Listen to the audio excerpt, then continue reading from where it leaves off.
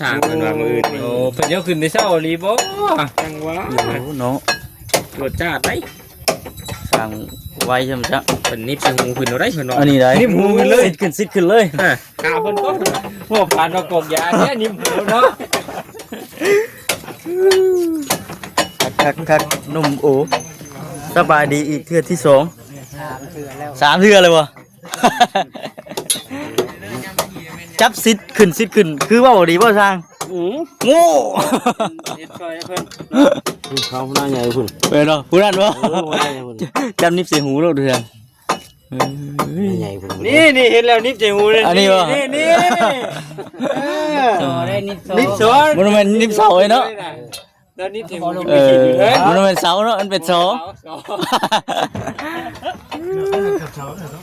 เออ โซก่อนเนาะโซก่อน คือสร้างนี่ประจำบ้านนี่บ่สร้างในบ้านนี่เลย โอ้ก็อายุเสียเนาะใกล้เนาะประจำอยู่นี่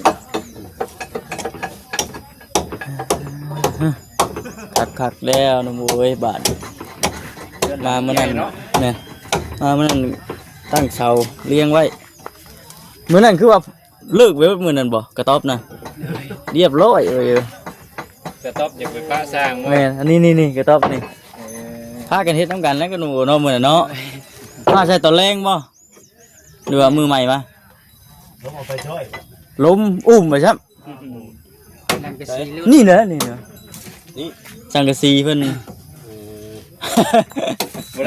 ได้คุณภาพปานใดเนาะ วายเยอะ พอได้ส้นก่อนนะ บ่ได้ส้นแดดลมนี่ส้นบ่ได้แล้ว ถ้าลมมาแล้วเฝ้านี้ เป้านี้ โอ้เนาะ เห็นในคลิปดอกว่าพี่น้องเนาะเห็นในคลิปมื้อวานนี่บ่จักบ่ วันก็เลยไป เวะกราบไหว้ขอพร ขอพรยังล่ะบัดนี้บ่ได้ขอพรนะข่าวดี ขอคนนะครับขอมันยากเด้อว่ะ เห็นว่าเนาะคือเขาเจ้าทางไปย่างวัดจันขอพรยังขอพรนะข่าวแล้ว มาไปพี่เนาะอันนี้เอาขึ้นมือเช้านี่บ่ ไว้ดิเนาะ การสามคนนี่บ่ ขึ้นไปยายไม่ยายยังไม่เลย เร็ว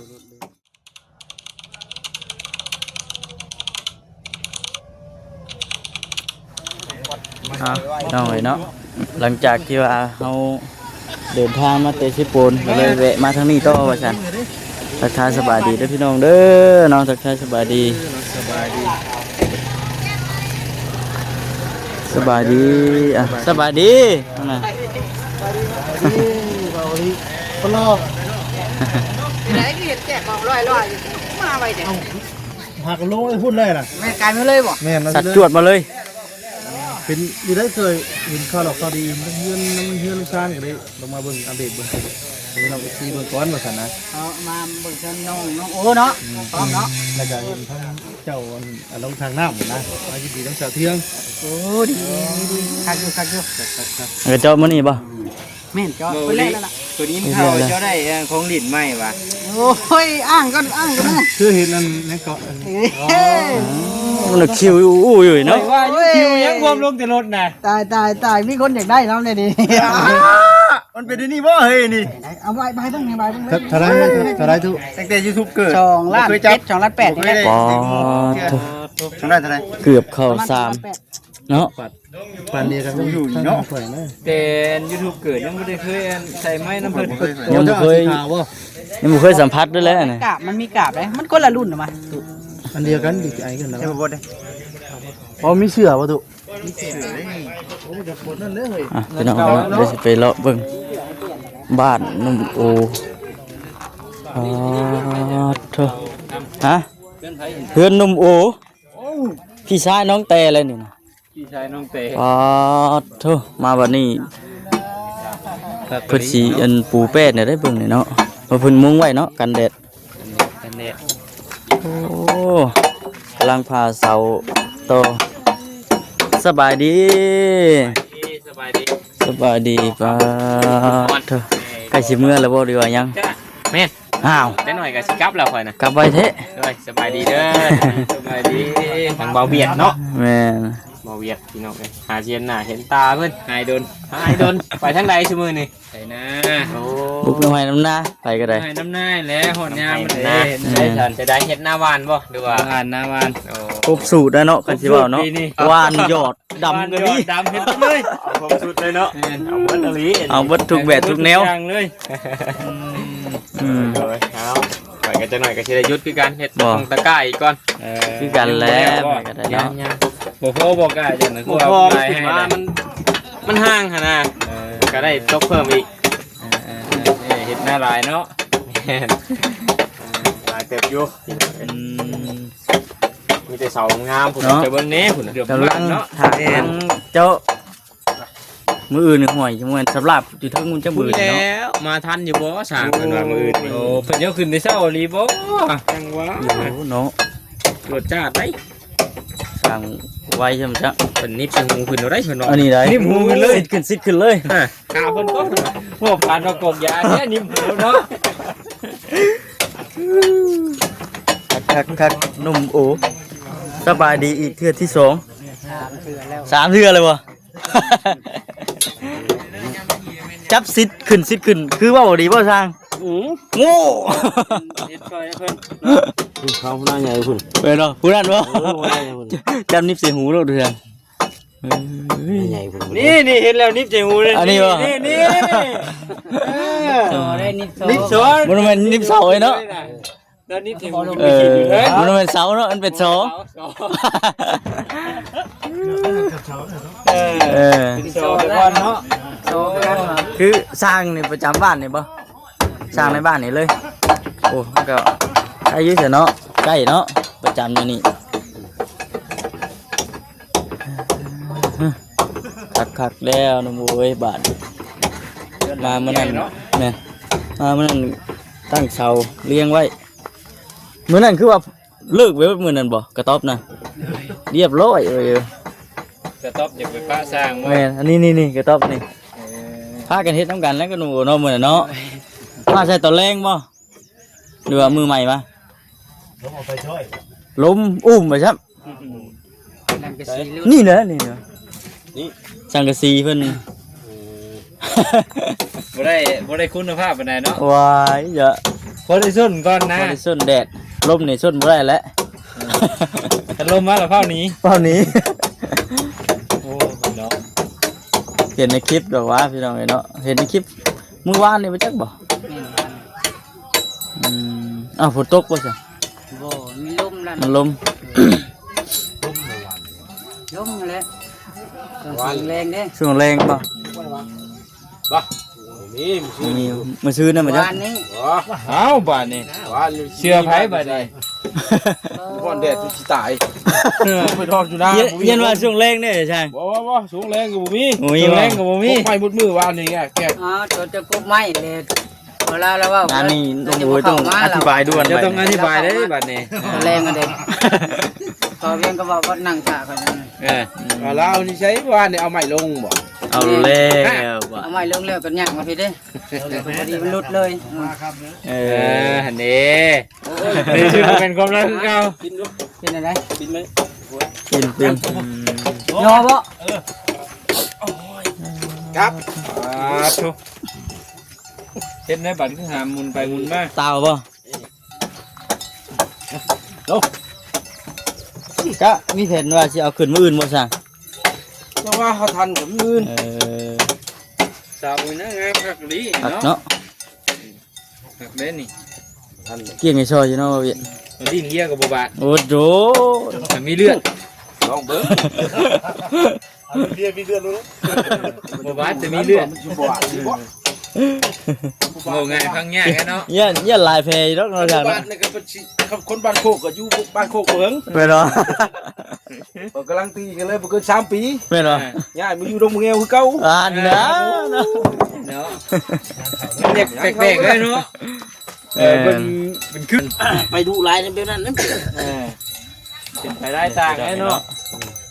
ที่บ้านที่เฮือนหนุ่มโอเพิ่นหลังจากที่ว่าเฮากัน ท่านข้างหนองโอเนาะไปกับ แล้วก็เดินทางมาแต่ทางส ท่าน ก ไป ล ยังก็มาท่านท่านกันไปกินท่านบ่ ไปตะวันก็เลยไป เวะกราบไหว้ขอพรขอพรยังละบัดนี้ไม่ได้ขอพรนะข่าวดี ขอคนนะครับขอมันยากเด้อว่ะ เห็นว่าเนาะคือเจ้าทางไปย่างวัดจันขอพรขอพรยังขอพรนะข่าวแล้ว มาไปเนาะอันนี้เอาขึ้นมือเช้านี่บ่ ไว้ดิเนาะ กลาง3คนนี่บ่ ขึ้นไปยายไม่ยายยังไม่เลย รุดเร็วผู้สาวโทรตามแล้ววันนี้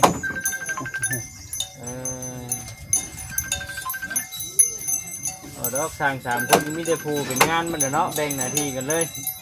คนว่าผู้เป็นก็ผู้เป็นอย่างยากเนาะ ทุกเลย เพิ่นสิป้ายผู้ที่เฮ็ดกะ งมเท้าง มเท้าอยู่ แต่เราข่อยพ่นบ่เป็นดอกว่า จะขึ้นไปตัดอะไรปาดอะไรเนาะ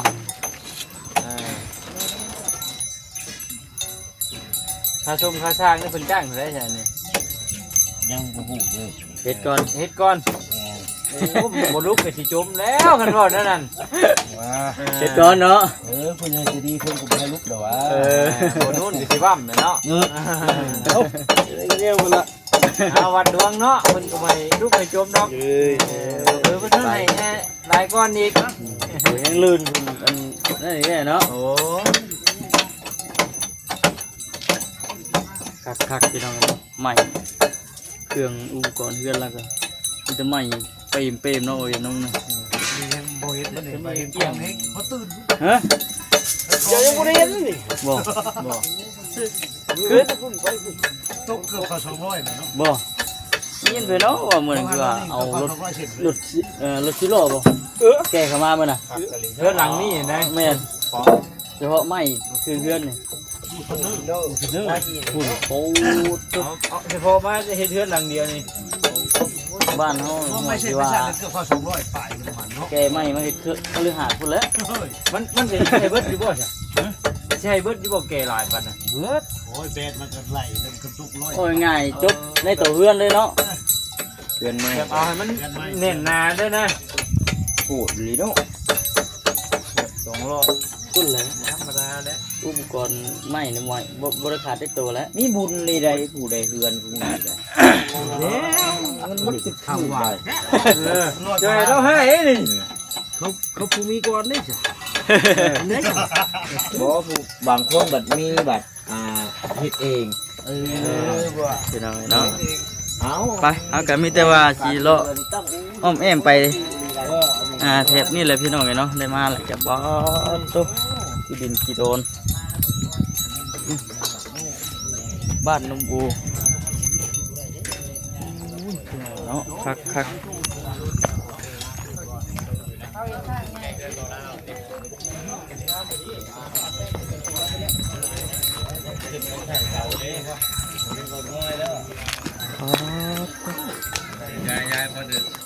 หนุ่มบอยสบายดีเธอสะถมบนมันรูปบนโกนบ่เมื่อนั้นน่ะคือเห็นน้ำอ่างอยู่เนาะเมื่อนั้นจะถ่ายลงไปเนาะ ฮอดบ่ไหล เขาบ่ไหลครับ สร้างดินของเขา ล้างเท่าไรนี่นะ 300,000 3,500เดี๋ยวพูดแล้ว500เนาะคันว่าเป็นเงินไทยก็เนาะ500ไปๆหน่อยนึงซั่นจ้ะโอ้ เกี่ยวไม่ซื้อ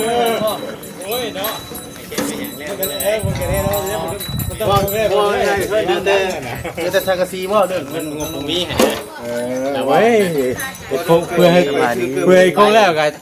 มาแล้วเนาะมาแล้วคนนั้นก็ยังว่าบ่มีแล้วพอบ่ได้เอาเกือบเป้ไป สบายดี บ้านเกือบ4อ่ะ บ่ได้เฮียดอกว่าโหดอลิบอก โอ้โห เอามีแต่เคลียร์กันหั่นแหละ ไม่ยัง ปรึก นะ ษากันในเรื่อง เอาเรื่องยังนะ น้องนงเนาะ อ๋อน้องเพิ่นน้องตุ๊กบ่ อีต้นน้อยอยู่ได้พี่น้องบางเรื่องก็ได้เนาะ ให้อยากกลับหาผัว อัน คืนหนึ่ง แต่ว่า นอนคืนหนึ่ง โอ้ ขึ้นไปเมื่อวานนี่ไป จะคิดว่าจะได้แหละเนาะ จะมื้อใดล่ะสิมา เขาก็เว้าความคิดเห็นได้บ่ได้ เพิ่นยังบ่เร็วฉีดยา มีกับตัวเองเคยโทรลงกับเพิ่นอีก เราบ่ได้มานอนพี่บ่ บ่เรานอนพุ่น โอ้ประจำอยู่พุ่น นอนอยู่ที่ทำงาน อืม ไปตอนเช้านะตอนแรงจังได้มาเพื่อน ตอนแรกจังได้มา ทางกดจอยต้องเคลียร์โดน แม่นแล้วงานนี้ผู้จอยต้องได้เคลียร์ แม่ น่าบ่เคลียร์บ่จบได้เรื่องนี่เนาะ บ่จบต้องถึงหัวจอย พูด จอยต้อง เลย เคลียร์ด่วนแม่เนาะต้องไปหา สิ แล้ เมื่ ว อชุม4ชุม5บ่ได้เนาะต้องเบิ่งก่อน ไปกินนั่นเอาได้เจ้าของรับบ่อยู่ก่อนน่ะ โอ้โหเขาเพื่อนเป็นตู้นั่นเลยอ่ะตู้เราไปใส่แล้วเนาะ อยู่เรามัวแต่เฮ็ดนั่นเฮ็ดนี่เราเป็นมิตรแล้วเท่านั้นก็ได้พี่น้อง นอนแล้วพันดียังอยู่บ่นอนเรือนใหม่เนาะ บ่ได้พันหยังเราอ่ะ ไม่พันยังเลย แต่อยู่ใกล้แห่งถามก่อนว่าซั่น ตั้งแต่ได้นอนดุนแล้วก็บ่ได้พันยังบ่ เอ้ว พันดีกว่า เอาเด็ดๆเนี่ยไปยังดิได้มันดีก็บอกกันเลยนะเนาะ ยันหมู่ยันชวนหมู่ไปเสียเงินนำ บ่เอาเลยก็ยาเพิ่นให้จะบอกเนาะ อ่า เพิ่นนะบ่บอกอีกเพิ่นบอกบ่เคยถือ สิว่าบ่ถือก็สิว่าโอ้ยว่าติ สิได้ว่าเป็นหยังเจ้านี่แหละบ่บอกให้เขาบ่ถือ เนาะนี่ ไอ้ ที่เราเห็นในคลิปก็สิล่ม ก็คิดว่าเรา ดินเขาตา ไปมาคิดเข้าตาดิ มื้อนั้นได้ก็คิดว่าเราเมาแล้วหยังผู้ใดนะ เราเบิ่งโคกเนาะ เมาเหล้ามึงคงห่านนะ จะกินเด้ช่วงนี้เนาะมัน กินแล้วเมาแล้ว ให้ลูกเด้เนาะ กินบ่ได้เลย จนให้ลูกเมานำเด้ กินนะเราแม่นบ่ออกไป หนุ่มบอยว่าหยอกไปจ้ะ เนาะ เอ้าลูกเราให้กินอยู่เนาะ ลูกยังน้อยลูกก็สิมองลูกก็ได้เนาะ เออ ออกไปละบาดบ่สวนนี่สบายอ๋อบ่สวนลืมแล้วว่าบ่สวนนะบ่กิมนะบ่กิมเบะกิมเบะกิมนะต้องว่าบ่กิมเบะกิม อันนี้คือเพื่อนน้องโอ๋เขาใส่ จักเมนหยังมาบ่ทันอีกบ่จักอีก เอาแล้ว เมื่อเอาชื่อ เจ้านะ ใส่ขาง ข่อยมาเห็นจัง แม่ ใส่ขางแล้วก็ใส่อันน่ะตรงเนาะ ได้ยินแต่บัว แป้นบ่สาวตั้งจึงขึ้นน้ำหลังเนาะ มานี่ก็เห็น บ่เกินมื้ออื่นเนาะ ตรวจดีเนาะ ฮะ ตรวจจ้าเนี่ย ว่าอยู่ได้3คนยังได้สั่งว่าอยู่จวดจัดประหลาดปีกเลยเนาะ จับสิทธิ์เลยเหรอ สินิบขึ้นหูคือแล้วว่าแล้ว จับพี่น้องเนาะซื้อดินยังบ่พอที่จะทางฮอดขวดก็แล้วเลยฮอดขวดวันจันทร์มียังบ่ฮอดมื้อวันจันทร์มื้อฮอดขวดว่าไว้ดิใส่ผ้าแลบเลยงามอยู่นะตั้งไปหามื้อหางามโอ้แล้วบ่แล้วเนาะแล้วเนาะ แสดงว่าเนาะ แสดงว่าเธอที่แบบการอย่างนี้ได้คุยเนี่ยมันค่อยอยู่อะไรวะพี่จิว่า นิด พี่น้องไปพี่น้อง